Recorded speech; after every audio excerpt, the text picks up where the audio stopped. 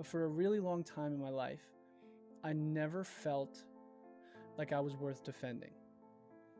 I was never happy with myself enough where I would stand up for myself. And to feel like that, and then to, put everything that you have into music, and then the music not do well, it kind of validates the point. And so I was kind of stuck in that loop for a while. And then something happened.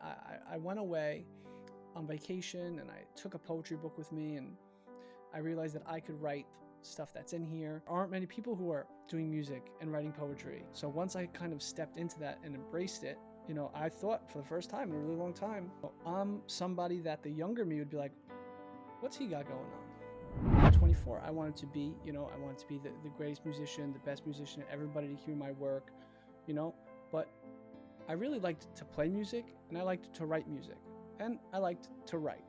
So what I did was I found something within the thing that I loved, right? Writing, and I was able to build an audience that way, right? Find people to enjoy what I do that way. And then through that, right, I was able to do my music.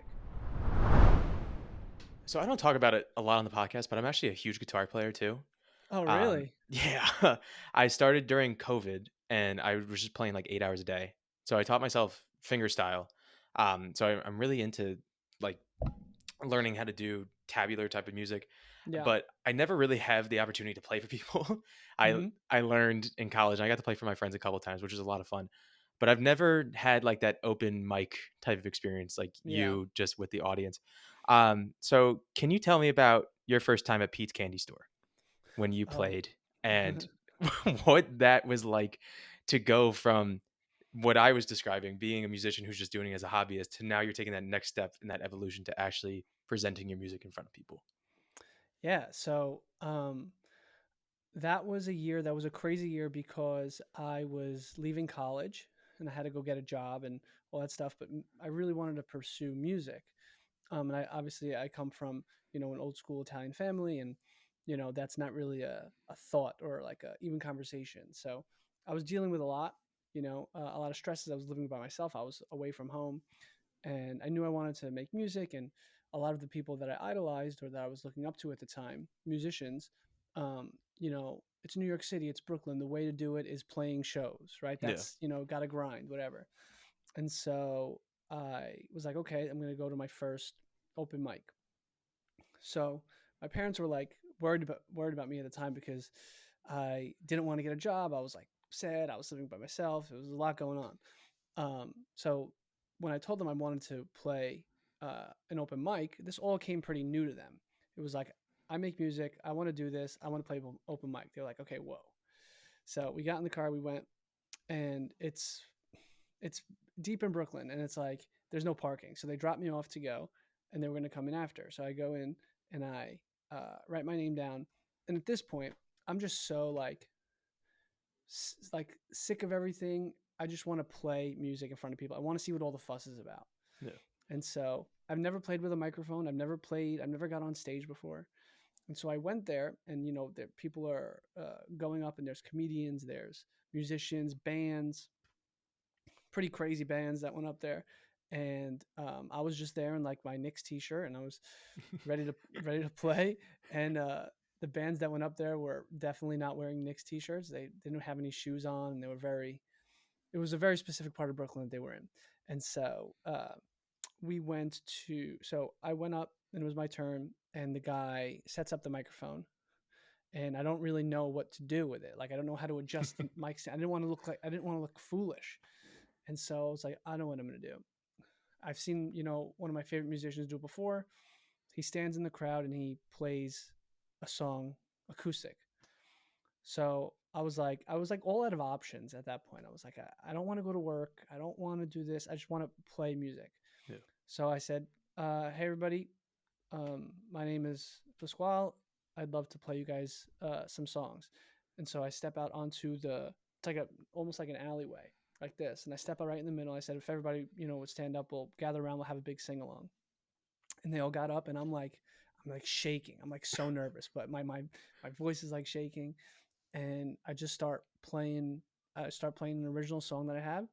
Everybody starts clapping along, and like 2.5, 3 minutes in, it's going really well. And I see my parents and all the way in the back because they must have just parked the car. Hmm. So they came and they were so confused because when I left the car, I was like in a mood. And then the next time they saw me, I was like surrounded by people and they were all singing, a song that I had written. And after that, I just like fell in love with it. And we got in the car and I was like, they were like, what was that about? And I was like, I want to do this. I was like, this is what I want to do. I want that feeling that I just had to like never end.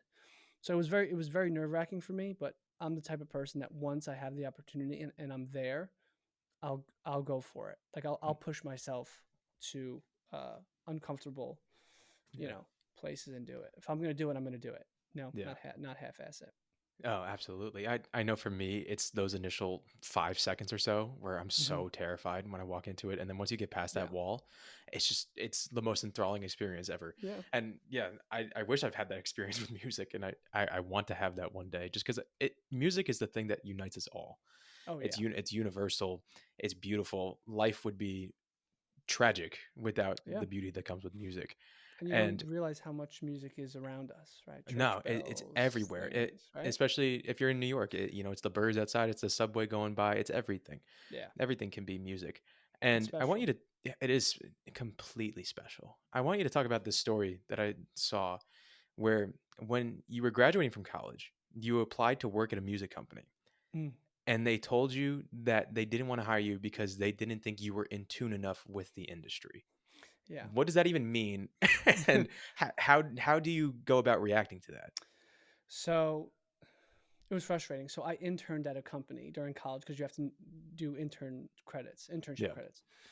So I interned at this company. It was a cable side, and then one of the stations was a music station those stations where they just play music all day. Yeah.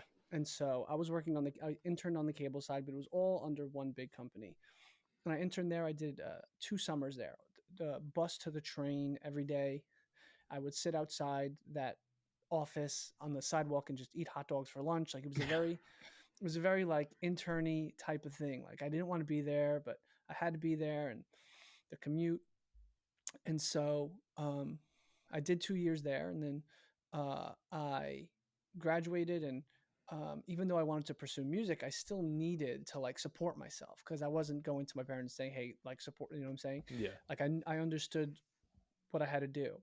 And so I was like, okay, I interned at this place. Let me see if they would hire me. Right? I have 2 years there. They know who I am. They know my character. And so um, the the department I interned at sent me to another department where they feel like I would, be a better fit. And I go and I meet this woman, and she grills me about everything. What magazines do you read? What music you listen to? What stations you listen to? What books about pop media, are you reading? And I didn't have answers, right? I can't name you 3 magazines that I read, you Yeah. know. I can't, and this was like a public relations job and all this stuff. And she said, you're just not ready. You don't have your ear to the pulse enough. You're not in tune enough with what's going on. Basically, come back, when you're a little bit more experienced or you're a little bit more aware of the environment in which you're about to work in. And I was like, I did not take that well. I left and I was like, I don't even want to talk to anybody that works in the same job as this woman. I don't want to deal with it. Um, Fast forward a couple of months, and my music gets played on that channel and that station. Wow.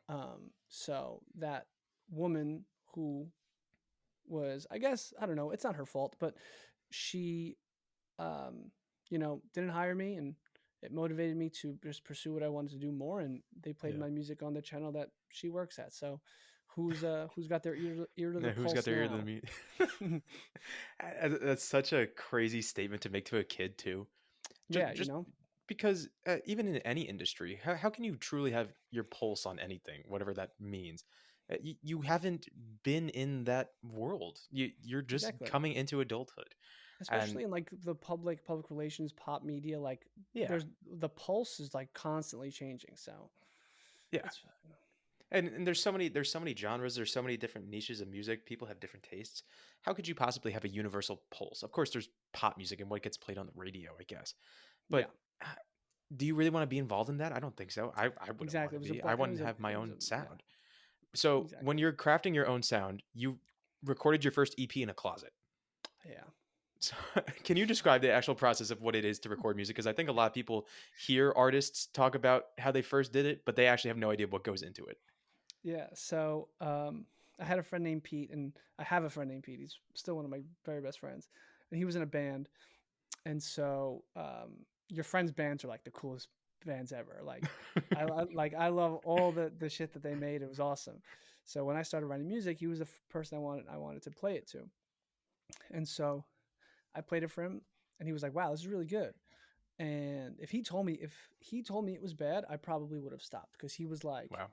You trust "Yeah, his opinion that much? I trusted his opinion more because he was." I'm coming from a place where it's unheard of to make music. It's unheard of to Yeah. pick up an instrument in my house, in my family, in my my friend group at that time. So yeah, I was taking a big jump, but yeah, he was like, "Oh, this is really cool." He's like, "Stay the weekend. We'll record, the songs you just played for me, and we'll do it." And he has a his closet where clothes go, but he didn't have any clothes in it. He soundproofed it, and no light, nothing. And I was in the closet, and we had the microphone in there with the wire outside of the closet, and then the closet door had to be closed because it needs to be soundproof, but not all the way closed because we have the wire. And then he's on the other side of the wall with the computer.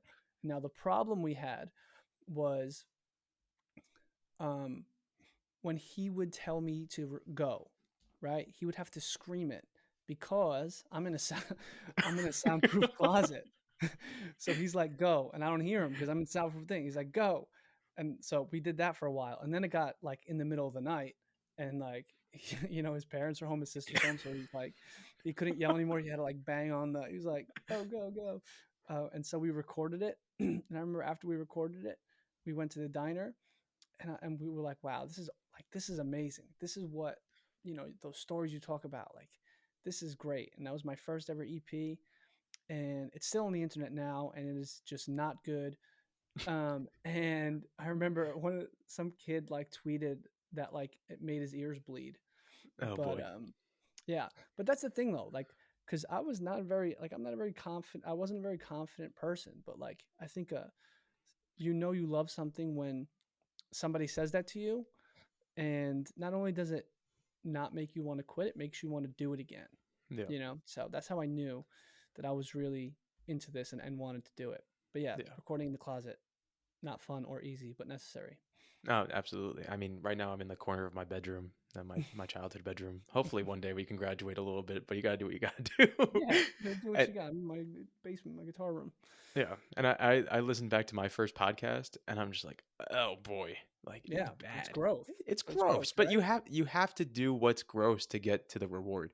The 99.9% of what gets done in the dark is stuff that's gross, and it's Oh yeah, that absolutely. 0.1% that shines so bright. Hmm. I remember reading all the time about like, oh, even a guy like Drake, how many hits does he have out of his entire catalog? It's like 10%. Yeah, Everything else is considered a commercial flop. So when you're building as an artist, you have whoever can stick it out is the one who's going to get to the top. There's a lot of people exactly. who can start, but Hmm. they flame out. Either they get discouraged or they can't sustain it themselves. So I want to talk Yeah. about sustaining it for yourself because I was reading that when you're 24, you took a job as a substitute teacher, and I'm 24 right now, and I'm doing the whole grind right now. So I'm working full time, probably like 45, 50-ish hours a week. And then I Hmm. have to do everything on top of it to make sure I can keep the show running. So it doesn't feel like work for me because I enjoy what I'm doing. But Yeah. at the same time, trying to balance a social life, being there for my family, friends, everything like that, that part I'm still navigating and trying to find the perfect balance. Hmm. So you're 29 now. Are you 30 now or are you 29? I turned 30 in July. Yeah. Congratulations.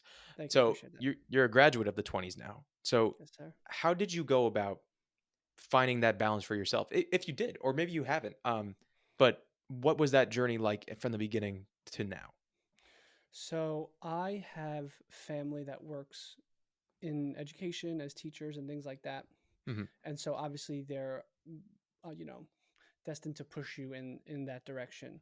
Yeah. Um, I was intrigued by the hours.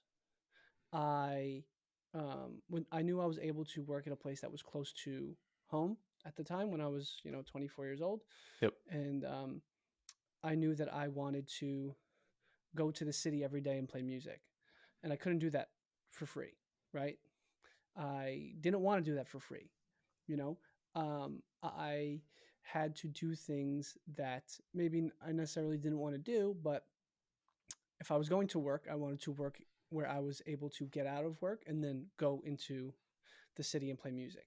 Yep. So I picked up a job that got me out at 2 o'clock, 2:30, and every day for a very long time, I would hop on the train and go into the city and play in the park, and I'd play open mics, and it wasn't easy. But the thing that kept me balanced was that I knew that I had to miss it. I knew that I had to want. I never wanted to hate music. I never wanted to wake up and say, I don't want to do this. I Yeah. had to miss it. So I'd go to work and I'd be like, wow, I really miss playing songs. I really wish I was doing that. And so I'd get out of work and I'd go do that. If I was home all day, I would stress myself out. I got to do it. I got to make a hit. I got to do this. I got to do that. But finding that balance is doing things not necessarily that you don't like, right? Because I don't not like, being whatever job it was, but Hmm. it was just something that I was able to do where I would miss music, where I could support myself, right? Not Yeah. every job has to be your life. Sometimes your job supports your dreams. That's Yeah. okay, right? There's nothing wrong with that.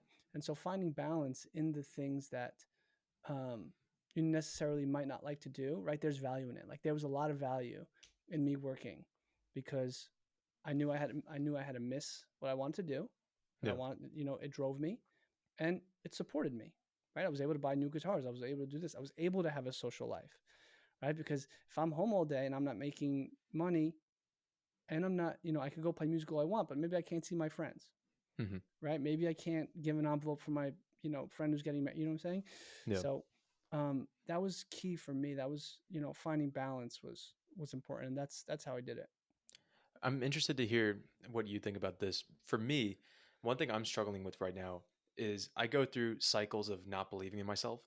And it's more believing that I'm crazy in a sense. Like Mm-hmm. I'm doing all this work for little to no validation. My ego is not being fed. It's a very ego driven thing in terms of not getting audience Mm-hmm. members, in terms of not getting sponsorships and stuff like that. I keep thinking to myself, am I crazy that I actually think this is going to work one day? Like, am I just wasting all this time? Did you ever go through a period like that, especially around my age when you were 24, 25, saying to yourself, you know, why do I continue to do this? Like, I could be doing so many other things. Yeah. I go through that a lot. I still go through it. Hmm. And you could look at me and say I'm not exactly where I wanted to be, right? Yep. If somebody met me when I was 24 and they met me now, right? The things that I said that I wanted to do at 24, I'm not doing at 29 Hmm. or 30, sorry, but I'm happy, right? Yep. So 24, I wanted to be the greatest musician, the best musician, everybody to hear my work, you know, but I really liked to play music and I liked to write music and I liked to write. Hmm. So what I did was I found something within the thing that I loved, right? Writing, and I was able to build an audience that way, right? Find people to enjoy what I do that way. And then through that, right, I was able to do my music. So Hmm. I'm able to kind of do everything. I don't tunnel vision, right? I don't put a tunnel on myself or one path on myself, right? Yeah. We're like you're good at hosting a podcast, right? But you're not only good at hosting a podcast, you're good at speaking to people, right? You're good at doing research. You're good at all of these things that Hmm. contribute to you having a podcast. So all Yeah. of these things are things you're good at and you could explore, right? So that's kind of the way I felt that like you're running in place that there's really nowhere kind of to go and um you feel I felt like I was stuck in the mud and Hmm. I still feel like that sometimes, right? And I always gotta be creating or searching for something and doing stuff like that. But um yeah, it all works out. And the thing that kept me going was I never wanted to be somebody who, right? Because I talked to a lot of like my parents' friends or people's friends, and they're like, "Oh wow, I remember when I was your age, I played the guitar and I was really good. I wish I would have did something with it. I never want to be that person. Yeah. And when the pandemic hit, it really hit me because people realized how unimportant they are to their jobs that they devote so much of their life to, Yeah. right? They got fired or they got this or that. And all I had was music. And I was ecstatic. Obviously, the world was on fire and it was horrible, horrible, horrible. Yeah. But for me personally, I had everything that I needed. I had the thing that I loved the most in music. And when everything was taken away from the world, that's what I had. And that's what that's what kept me going. And there's dozens of ways to make it. I haven't made it. Hmm. I'll make it one day. Maybe not today, maybe not tomorrow, but right now I'm in a place where I'm able to do cool things and work with cool people and talk to great people. So it's like, um, yeah, I'm not where I wanted to be when I was 24, but I'm where Yeah. I want to be or where I have to be at 30 to be where I want to be. I love that mindset. Yeah, Do you think music's your purpose, or do you think it's passion? that's a tricky question. I um so when I was 20, I met a monk, Hmm. and yeah, I had met a monk, and he had taught me all of these uh, exercises and things to do to get out of kind of your thoughts and all anxiety and stuff like that. And I always used them as exercises, and he would always preach them to me as a lifestyle. And I'm anxious, I want to get out of it, so I'd use them as exercises. But long story short, the more that I looked into like that mindset or his mindset, they talk about purpose and they talk about um, it's called like dharma. It's like Yeah. the reason why you live and the purpose that we should all live is to give and things like that. Um, I don't think I'm not sure if my purpose is music. I think my purpose is to connect to people. I Yeah. think I have things to say that have been said before, but not in the way that I say them. Whether that's through music or through poetry, right? Hmm. I don't say anything profound in my writing. I don't say anything new. Yeah. I say things that people have heard before, but in a different way, Yeah. right? And so I think my purpose is to connect to people, reach people, speak to people, whether that's through music, through poetry, right? Through writing. Um, that's something that I enjoy doing. And it's to the point where I don't do it. It used to make me feel good, right? It used to be like self validation when you used to sit, write something and somebody connect to it. Yeah. Now I just do it because that's my life now, right? That's like, Yeah. I have to. It's like, it's in me. When I feel something, when something happens to me, I write it and I give, that's like what I do. But I think my purpose is connecting to people um, and reaching people through my writing, whether that's through music, whether that's through sound Yeah. or poetry. That's so, yeah. That's very profound of you to say because we have 2000-ish years of written history, and Hmm. I'm sure there's much more oral history. How many original thoughts are there left, honestly, if any? Hmm. Yeah. It's all about adding what you bring to the table to what's already been said. Hmm. And that's why when I hear people sometimes they'll say, what do I have to offer? You have so much to offer. Everyone is Everything. different. Everyone has a story. Everything. And it makes me sad sometimes when I hear people, especially around our age, that feel discouraged in the world, that feel discontent, that Hmm. already have this sense of, oh, it's over. It's not going to get any better than it is. Like, this is my life. And Yeah. they're not in tune with their own story. They're not in tune with their own sound. So in the abstract, how do you think people can go about finding their own sound, whether that be their own, what gets them going, what makes them feel alive? I know in music you actually have to go find your own sound, but for somebody who's not a musician, I guess what I'm trying to ask is, how do you get in tune with who you are as a person? Um, I think that finding something you love or finding your purpose or something that you really enjoy doing Hmm. is something that a lot of people take really long to find. Yeah. And I think that if I've been blessed or lucky with anything, it's that I've found it at such a young age, Yeah. right? Because you hear all about all these people that find it when they're 40, 50, and then they're married and kids, and they call it a midlife crisis, and they're Yeah. doing this and that. Um, I found it very young, and I think I found it through struggle. I did not have an easy, um, like late teens, early 20s. That was not an easy time for me. Hmm. And I fell onto music. I fell onto writing. And that's kind of how I got out of it and escaped it. And it was like this chariot that came and picked me up, that, I needed something to drive me to wherever I had to go. And I didn't know where I wanted to go, but I knew that I loved music. I knew that I loved to write, and it picked me up, and it took me to amazing places. But I had to struggle to find it, right? I Hmm. had to, and I'm not telling people to struggle. Like, if you don't struggle, that's great. But I think that trying things isn't horrible, right? Doing things that you like to do, doing things you might be interested in, or um, things that your friends are interested. Just try things until you really enjoy something, right? I something outside of music and writing that I do is I fight. I love Hmm. combat sports.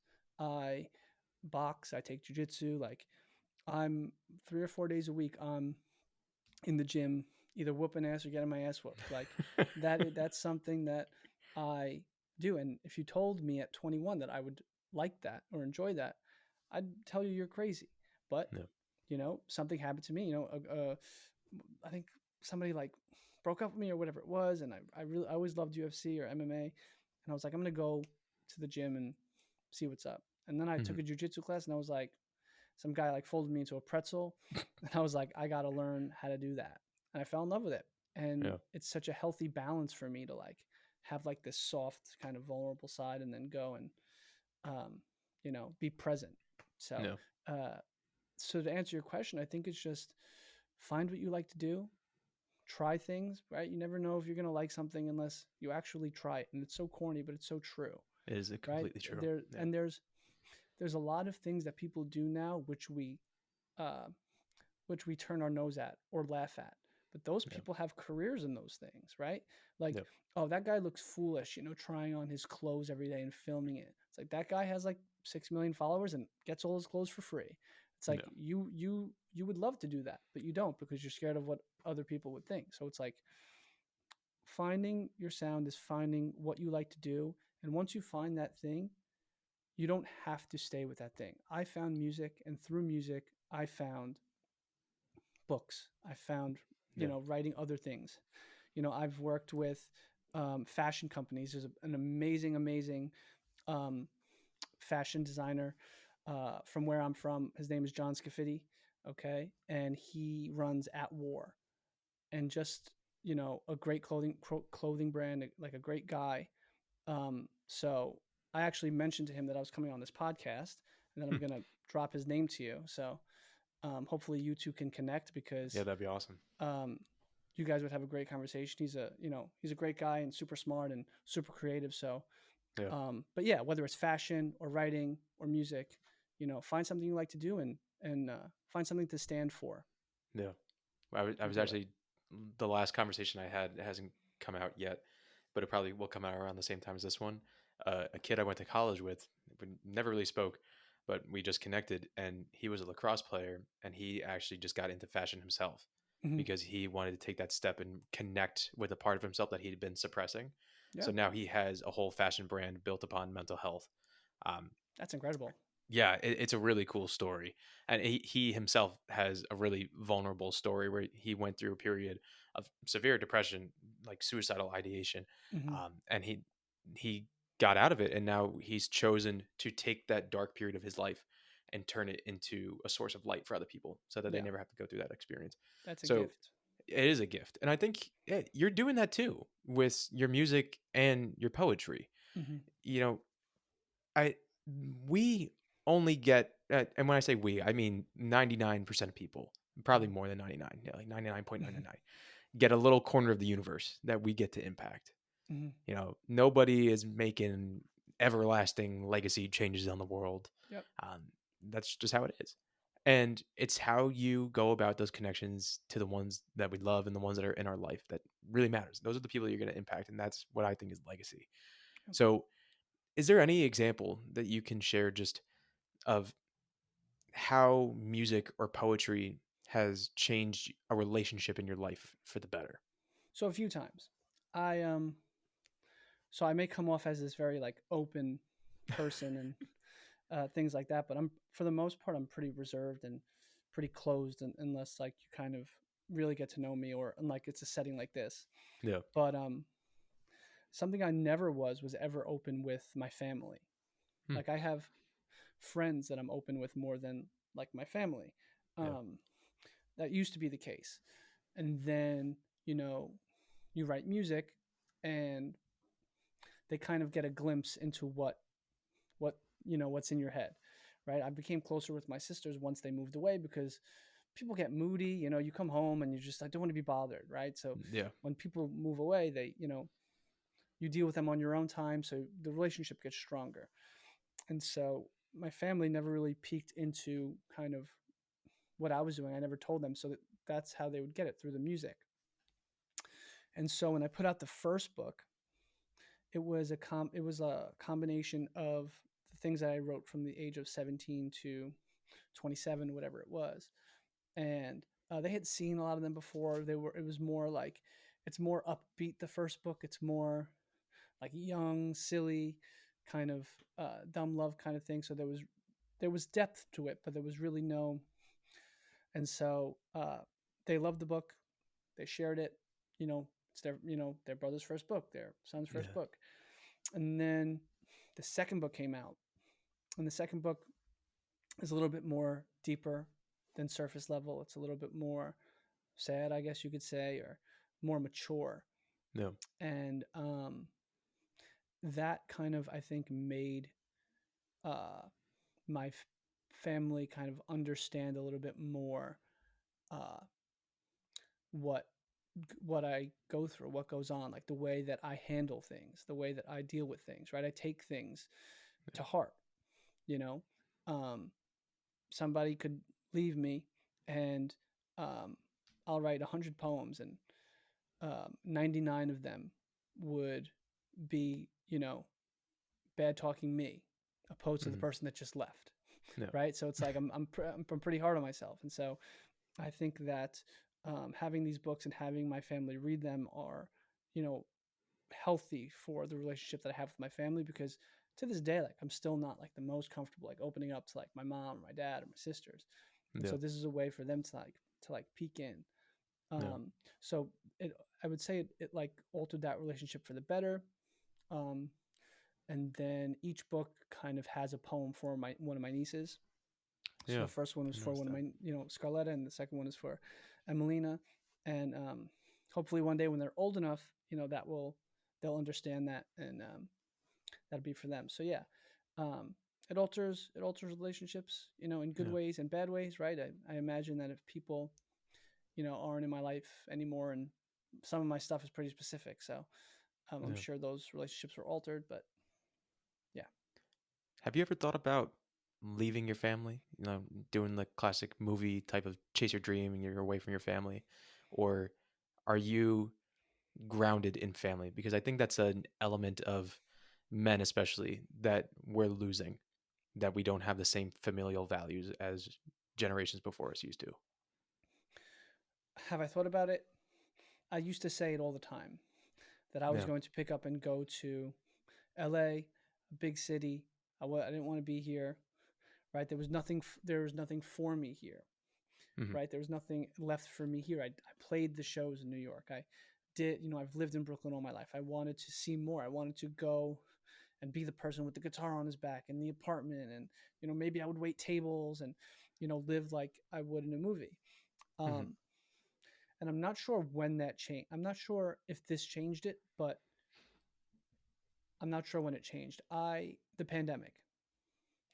The pandemic hit, and it showed me that nothing matters, Yeah. right?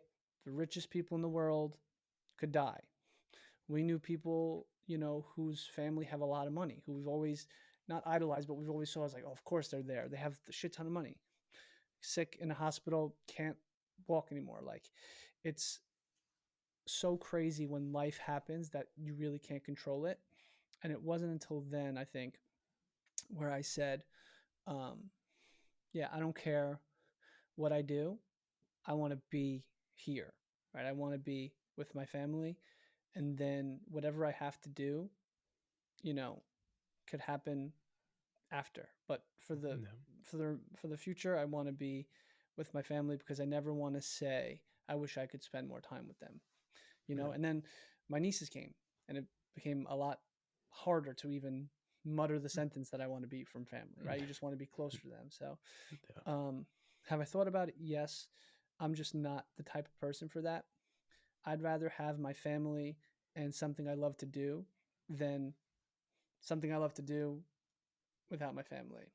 Yeah. Also, the goals that I wanted, right? I wanted to tour the world, right? I didn't have a wife, I didn't have a girlfriend. I couldn't bring my mother, my sisters, my dad, right? My Yeah. brother-in-law, I couldn't bring them. I'd go by myself. So as much as I'd want to do all these things and play all these places, I'd be doing it alone.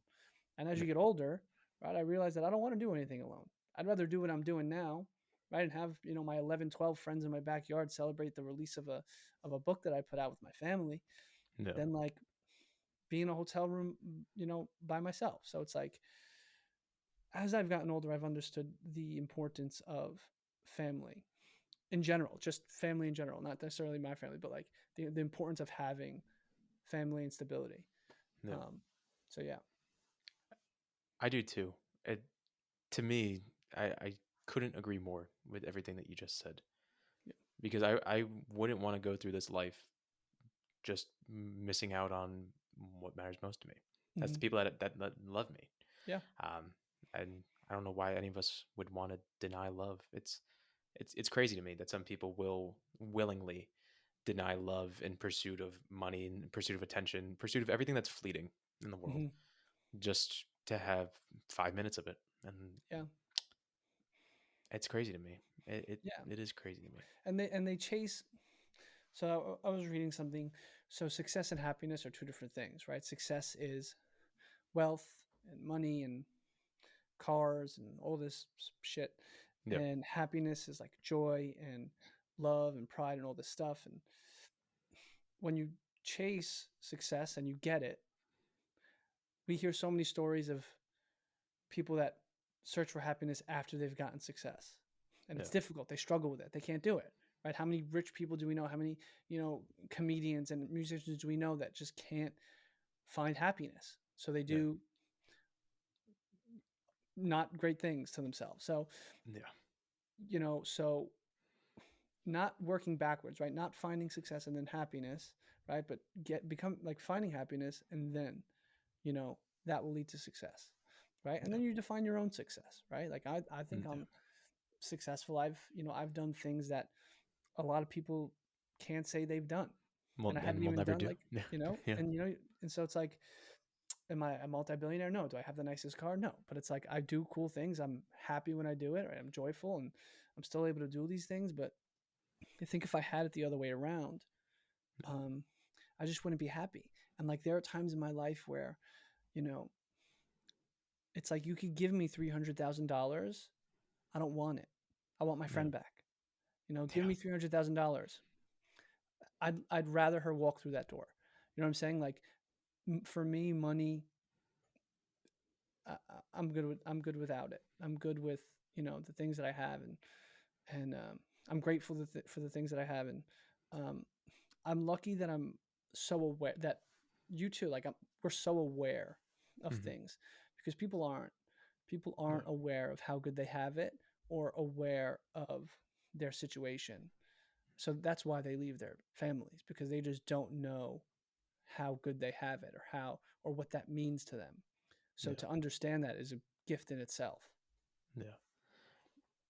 If you don't understand this question, it might be a bit weird, but you understand what you're going towards now.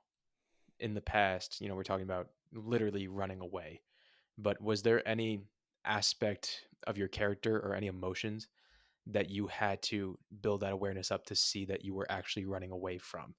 And then you were able to say, oh my gosh, like I've been running away from this. I have to face this head on. Yeah.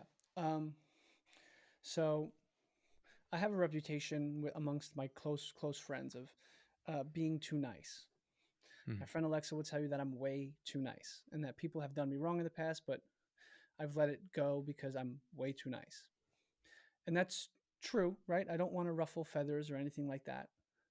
But for a really long time in my life, I never felt like I was worth defending. Mm. I was never happy with myself enough where I would stand up for myself. It's like, oh, you want to leave? You don't want to be with me anymore? Of course. Why would you? I wouldn't say that, but that's how I would feel. So I'd be like, you know what? It happens.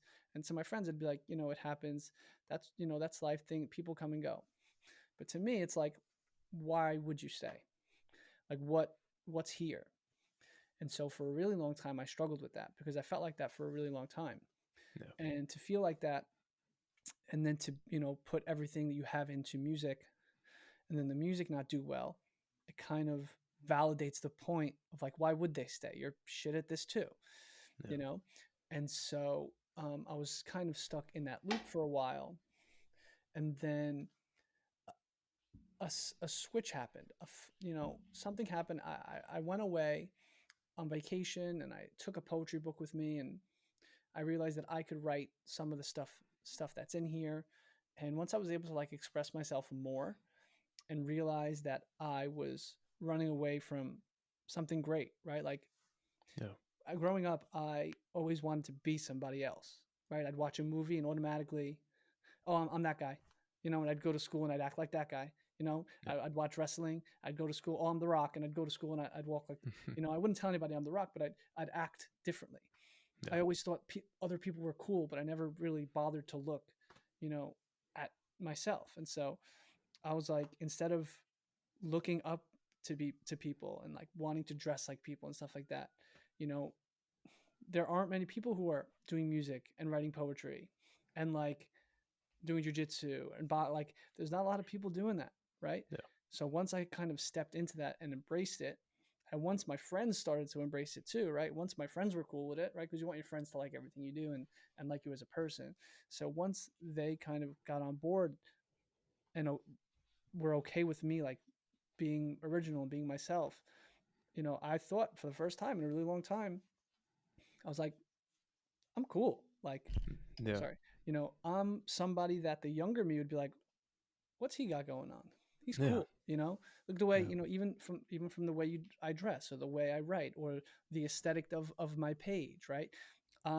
Somebody that younger me would think is cool. And it's a shame that it took me so long to realize that, you know, the person that I wanted to be was, that person, you Yeah. know, and or this person. And it's, you know, it's crazy to think that of like who I would like, oh, I wish I was that guy. It's like, man, no. Yeah. Now it's like, no way. No. I'd rather, I'd rather be me because I have things that other people don't have, right? Yeah. I could do things that other people can't do. And so, um, yeah, I think, not thinking I was somebody worth defending. And then now, Yeah. it's a very different story. Can I read one of your poems that I think connects really well with this point? I'm just Sure. gonna. So this is from a kid from a city, and this one's titled "Someone." Mm. So eventually, someone is gonna hold the hand you let go of. Someone is going to play the song you turned off. Someone is going to laugh at the joke you were yelling over. Someone is going to connect to the poems you said were pointless. Someone is going to love me, the man you threw away. And when you're explaining everything, I'm thinking of there's a lot of people who have been in that situation where we're trying to love ourselves and be comfortable with who we are, but we go through that experience where we open up to somebody for the first time and then we get tossed away. Mm-hmm. And then we immediately say to ourselves, I must not be good enough. Yeah. If someone who I was willing to open up to, someone who I loved, said no. How do you go about recovering from that? Um, it's a tough question, and it's a question that if you ask 100 people, you get 100 different answers. Yeah. For me, I'm lucky enough, or I was unlucky enough recently to kind of go through something like that. But I'm lucky enough to have a place where I could sit and waddle in it, whatever that word is, Yeah. and have and something come out of it. So for me, getting out of something like that is me sitting and being sad for a couple days and writing, and then um, that's kind of how I do it. I get everything out. I write it, and so I had written recently. I wrote like 45, 50 pieces, and I Mhm. put them all together. And I plan to release it at some point. But um, that was a couple weeks ago. I read it, yesterday for the first time, and I was like, wow, that's where I was. That's pretty nuts. So Yeah. I sit in it for a little bit, but as you get older, you realize that you we have to stop looking for us in other people. Like, we're great people, right? I think I'm a good person. I try to be a good person. I Mhm. treat people with respect, especially, women, with dignity and all this stuff. And I don't subscribe to the new alpha male bullshit that they got going Yeah. on. But not everybody loves like that. Not everybody receives love like that, because not everybody came from love. I came Yeah. from a two-parent household and a house full of people, right? So there's a lot of love, that I give. And Mhm. so when people don't come from that, they kind of take a step back. And I've realized that it isn't always me. Like, it sucks. Like, it's horrible, but it's not always me. Sometimes things just don't work out. And um the sometimes we're good to people, but we're not good for people, you know. Sometimes we are good and we give ourselves to everybody, to these people, but there's not a lot of times where it works out. Now, um, I've been lucky enough to spend time with incredible, amazing people, right? Been in relationships with incredible, amazing people. It doesn't work out, right? That doesn't mean that they're not incredible or they're not amazing, right? It means 5 years down the line, 10 years down the line, they didn't see us on the same path, right? They didn't, our worlds weren't, you know, uh, together. Worldview's not aligned. Yeah. Exactly, so it's like, that doesn't mean they're not awesome or they're not amazing, right? That just means we weren't on the same path. And so Yeah. there are things that I would really beat myself up over that I don't do so much. And also, speaking up, what's a gift and a curse is that I put so much effort into people, and if it doesn't work out, it's like, oh, I have nothing left. I gave everything to this person. What's going on? But the flip side of that is, you can't say that I didn't do anything, right? I can't say, oh, I should have did this. I should have did that, because I tried my very best, and that's all we could do, is try our very best. And all we could do is be a tough act to follow for the next person, Hmm. right? All we could Yeah. do is hope that that person, not hope, right? Because you want the best for everybody, but that person's going to go out on a date, and that guy is going to split the bill, not open her car door, not do this, not do that. And she's going to turn around and say, wow, Hmm. Pasquale would have did that, right? Yeah. Tom would have did that, right? So we want to be a tough act to follow. We want it to be, you want to treat people with kindness, and be yourself, because the people that come after you will have to fill those shoes, whether they like it or not, right? We compare everybody to everybody else. So, um, going back to your question, to, how do you deal with somebody that just kind of throws you away, is um, you you sit, and you can only be better, and the person that you're with next gets the better version of you. No. And the love you give people doesn't always come back to you from that person.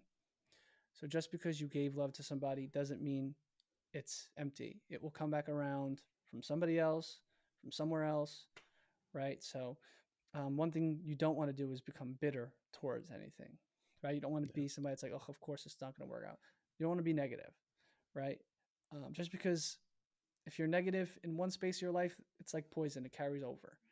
So, um, yeah, that's how I kind of get out of funks. I sit in it for a little bit. I kind of deal with it, and then I hang out with my friends. I move Yeah. forward, and within a week, 2 weeks, It's better. It's not easy. Still not easy, right? It's been a couple weeks now, Never but is. it's not No. easy. But we get by, and if things are meant to be, if the stars are aligned, um, then they're aligned. Yeah. I think I found the title for this episode. Be a tough act to follow. Yeah. That's a really good line to live by.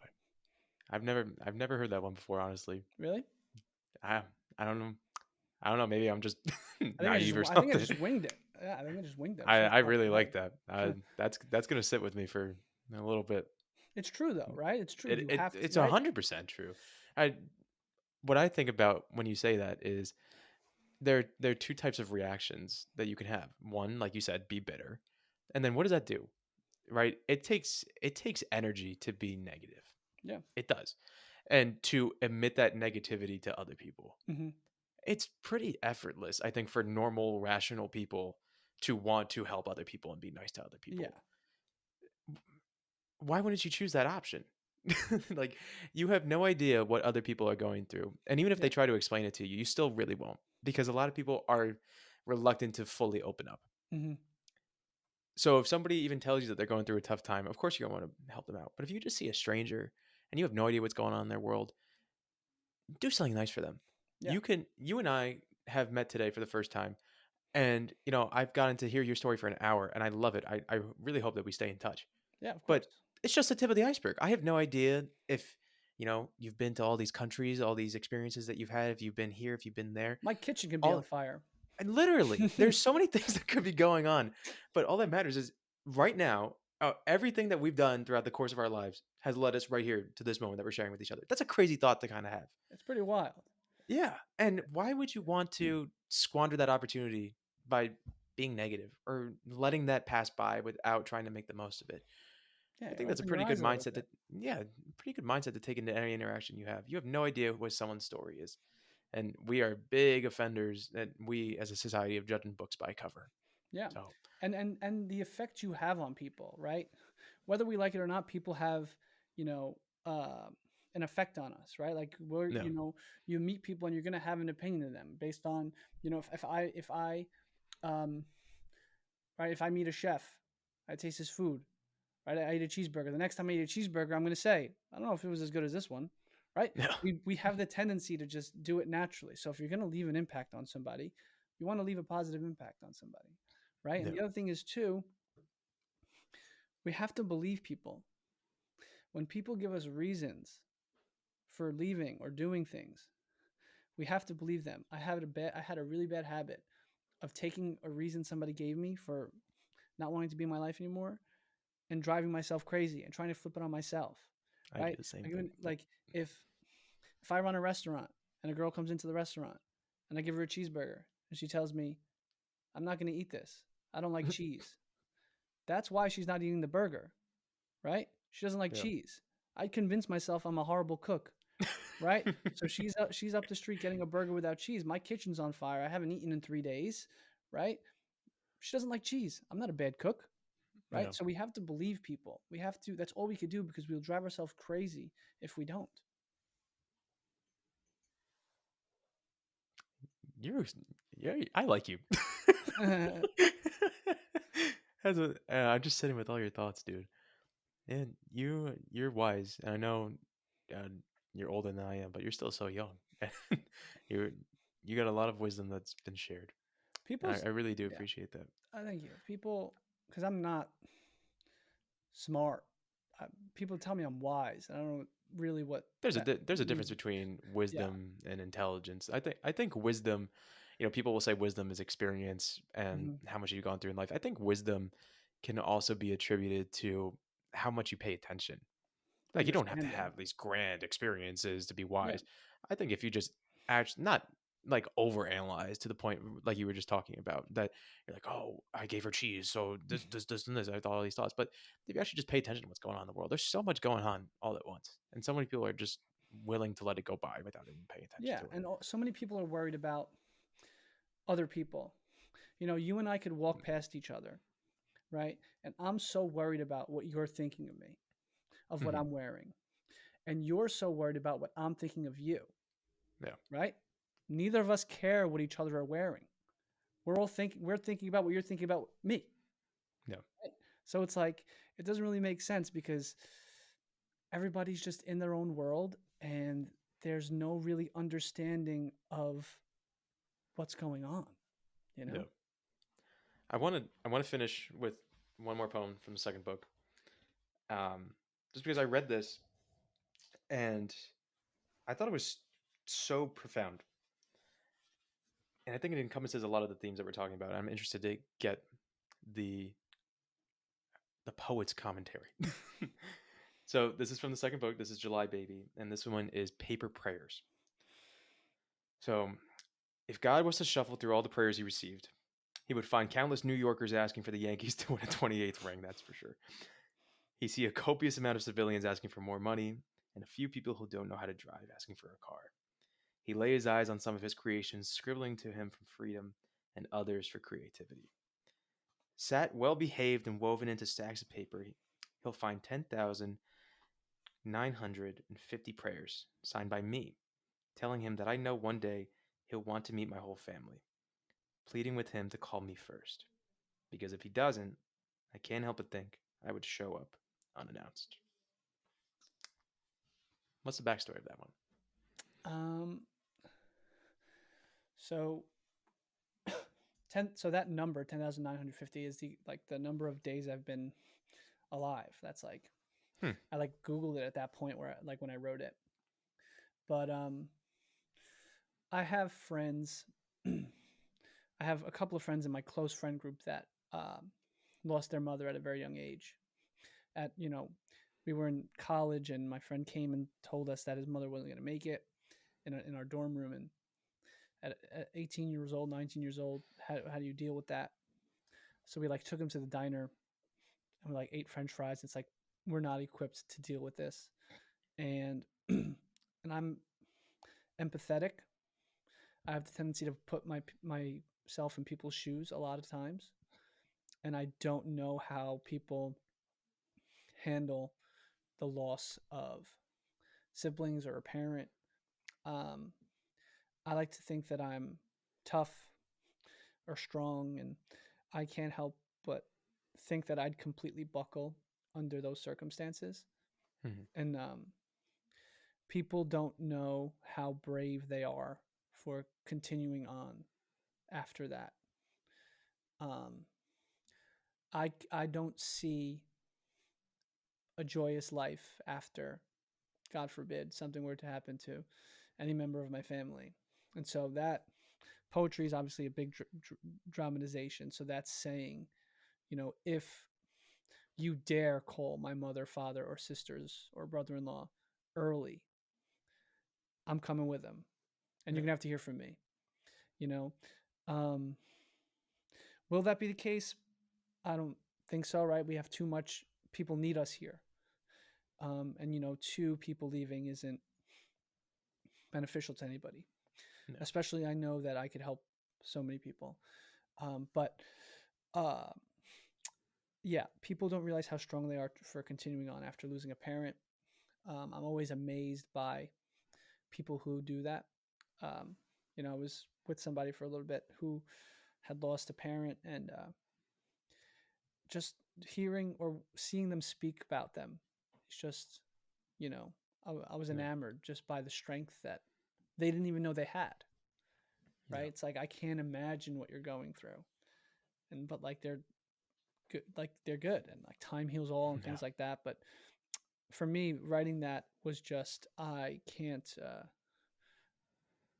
and don't want to picture it because I don't know what my days or life looks like after that, right? Yeah. Because we're so tight knit that um, it's like taking a wheel off a car. Things just aren't the same. You just can't get to the next place without it. Yeah. Um, and you can't replace the tire or anything like that, but the engine works, No. you know? I So, think I think it perfectly ties into the themes we talked about. I mean, being loyal to your family, yeah, of course, and being a tough act to follow. I mean, who wants a second act without the ones that you love there? Like, I don't. exactly. And I've had people on the show before. We talked about grief and how to deal with it. The best piece of advice I ever got on that front was when you find yourself in that situation, don't let one life turn into two. Yeah. And what they meant by that was, yeah, of course, your loved one is gone, but that does not mean that your life now has to be gone or Hmm. you allow someone else's life to be gone. You continue their legacy by carrying on what they valued, what you loved about them, and just being there every day and Yeah. just being present. They'll live through you like every day. Like I sit here right now and I represent my parents and the Yeah, people that raised me, right? Just by showing respect and being nice and being kind, we're representatives of them. yeah, And long after we're gone or they're gone, right? We'll always be representatives for them, and our children will be representatives for us. And um, yeah, we carry all of our family and everything we do. yeah. And yeah, understanding that is a gift, and people don't really understand that. People don't really understand a lot. Um, No, and I don't understand everything. I don't know everything, but I'm more aware than I was, and I'm really happy about it. it's all you can ask for. And I Yeah, think you're doing a pretty dang good job of being a representative. thank you. You too. Today's been an indicator. So, with that, I'll ask you the show staple question. Hmm. So, after all of your experiences so far, so 10,950 days plus however many we've got since then, what have you learned about love? Oh fuck. Oh shit. Uh, what have I learned about love? Um,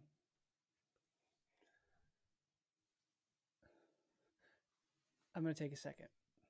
Take as much time as you need.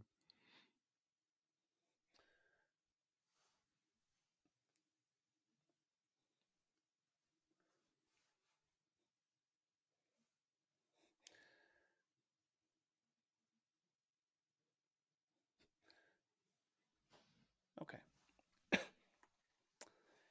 We don't know.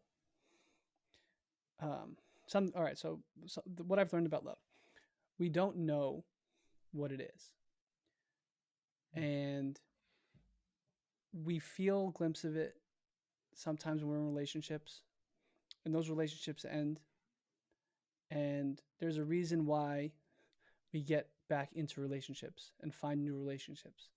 It's because that feeling that isn't tangible, or you can't hold it, right? It's just so strong that we gravitate towards it and we want to find it and we seek it.